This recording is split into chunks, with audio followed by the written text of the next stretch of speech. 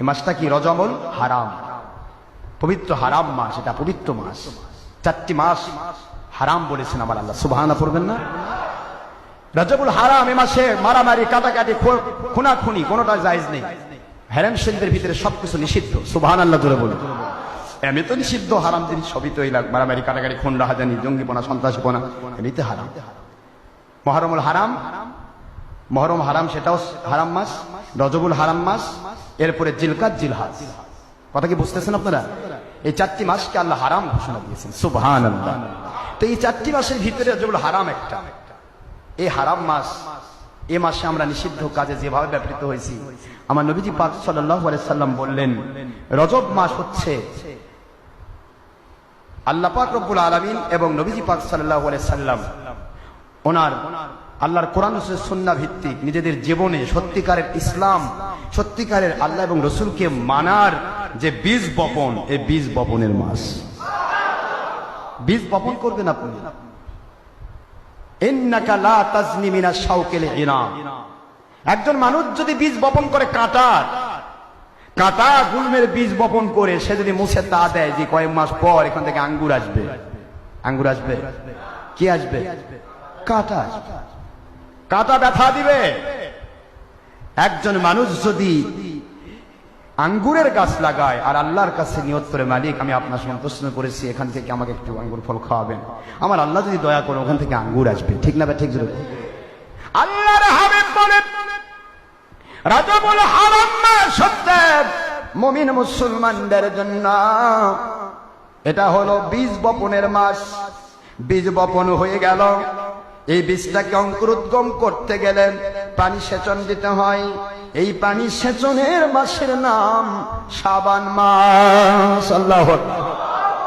শাবান মাস পানি সেচন করবে, রজব মাসে বীজ বপন করবে। আর যখন রমজান মুবারক আসবে, রমজান মুবারকের আমল করে তোমরা শস্য কর্তন করে নাজাতি বান্দা হয়ে যাবে। তাহলে বীজ বপন শুরু হয়েছে। রজবুল হারাম মাস বীজ বপন শুরু হয়েছে। এখন বীজটা কি? কিসের বীজ বপন করব আমরা? আমল তো করতে হবে নাকি? নাকি হারাম মাসে হারাম কাম করবেন বেশি করে? ভাইজান, হারাম মাসে কি হারাম বেশি করে করবেন নাকি? হারাম শব্দের অর্থ পবিত্র। হারাম মানে কি? পবিত্র। সমস্ত অশ্লীলতা থেকে পবিত্র রাখা হয়েছে।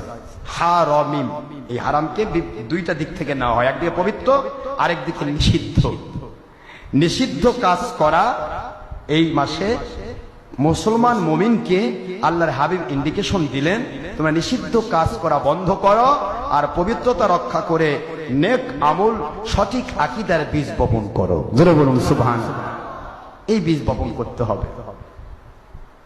আমরা শুকরিয়া করছি, মালিক আমাদেরকে দয়া করে রজবুল হারামে নিয়ে এসেছেন। আমরা তো ইচ্ছা করলে মরে যেতে পারতাম, আল্লাহ দয়া করলে। কি ঠিক না? ঠিক মরতে পারতাম না, কিন্তু মানলেন না, রজব পৌঁছায় দিছে। এখন একটা দোয়ার আওতা আমরা পড়ে গেছি। কোন দোয়া? আমার নবীজি বারবার পড়েছেন, উম্মতকে শিক্ষা দিয়েছেন। আল্লাহুম্মা, বলেন আল্লাহুম্মা বারিক লানা ফি রজবি ওয়া শাবান ওয়া বাল্লিগনা রমাদান।